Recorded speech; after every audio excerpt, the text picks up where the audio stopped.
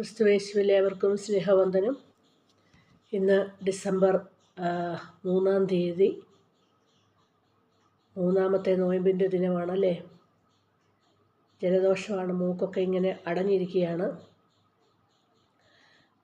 Gabriel ദൂതൻ മറിയത്തിൻ്റെ അടുത്ത് വന്ന്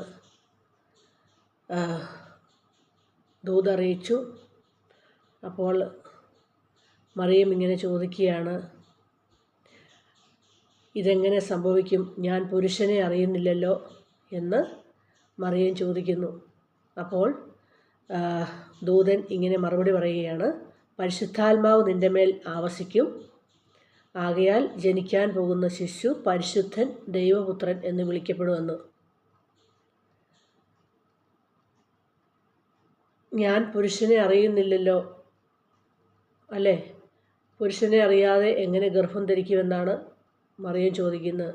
എന്നാൽ പരിശുദ്ധാത്മാവ് ആവസിച്ച് കഴിയുമ്പോൾ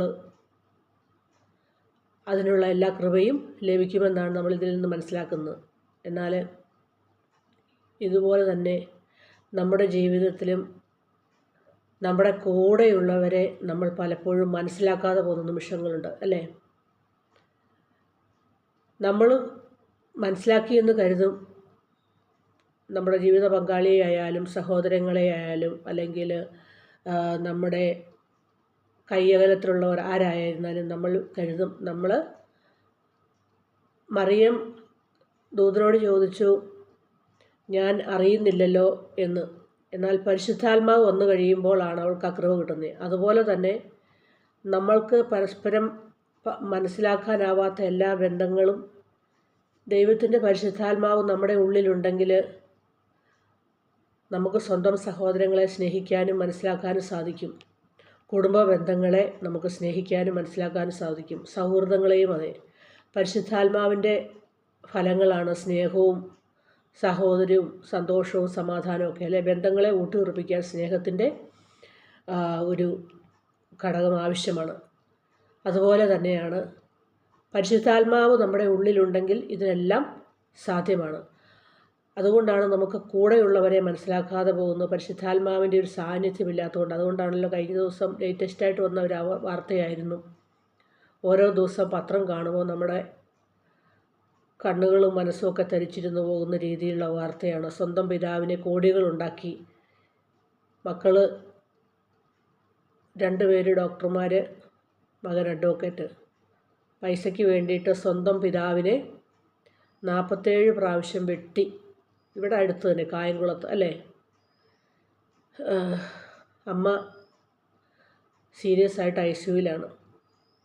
കൂടെയുള്ളവനെ തിരിച്ചറിയാൻ പോയില്ല. സ്വന്തം അപ്പന് മകനെ മനസ്സിലാക്കാൻ കഴിഞ്ഞില്ല. ഞാൻ കൊല ചെയ്യുന്ന, എനിക്ക് ജന്മം തന്ന എൻ്റെ പിതാവാണ് എന്ന് ആ മകന് തിരിച്ചറിയാതെ പോയ നിമിഷങ്ങൾ. ഇതാണ് ഇന്നത്തെ നമ്മുടെ കാലഘട്ടം. കൂടെയുള്ളവൻ്റെ കൂടെ കിടക്കുന്നവൻ്റെ രാപ്പനി അറിയാൻ പാടില്ലെന്ന് പറയുന്ന പോലത്തെ കാര്യമാണ് ഇന്നത്തെ കാലഘട്ടത്തിൽ. എന്തുകൊണ്ടാണ്? നമ്മുടെ ഉള്ളിൽ സ്നേഹമില്ല. സ്നേഹം ഉള്ളിൽ ഇല്ലാത്തതിൻ്റെ കാരണം ദൈവിക ചിന്ത നമ്മുടെ ഉള്ളിലില്ലാത്തത് കൊണ്ടാണ് ഇങ്ങനെ സംഭവിക്കുന്നത്. അതുകൊണ്ട് ഈ ഉണ്ണിയേശുവിനെ വരവേൽക്കാനായിട്ട് നമ്മൾ ശ്രമിക്കുമ്പോൾ നമ്മുടെ ഉള്ളിൽ ഉണ്ണിയേശു ജനിക്കുക, ക്രിസ്തുവിന് ജീവൻ നൽകുവാനായിട്ട് നമുക്ക് സാധിക്കണം.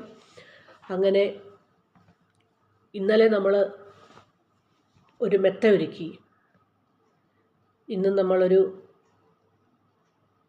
കമ്പിളിപ്പുതപ്പ്, ഉണ്ണിയെ തണുപ്പ് കാലമല്ലേ ഡിസംബറിൽ, കുഞ്ഞുണ്ണിയെ പൊതിയാനൊരു കമ്പിളിപ്പുതപ്പ്, സ്നേഹത്തിൻ്റെയും പരസ്പരം മനസ്സിലാക്കാൻ തിരിച്ചറിവിൻ്റെയും ഒരു കമ്പിളിപ്പുതപ്പ് നമുക്ക് ഉണ്ണിയേശുവിന് വേണ്ടിയിട്ട്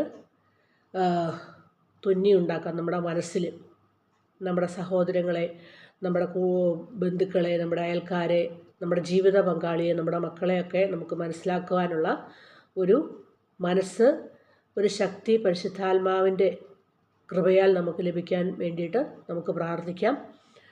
മുന്നോട്ടുള്ള ഓരോ ദിവസങ്ങളിലും അതിനുള്ള കൃപ നമുക്ക് നൽകട്ടെ എന്ന് സർവശക്തനായ ദൈവത്തോട് നമുക്ക് പ്രാർത്ഥിക്കുകയും ചെയ്യാം.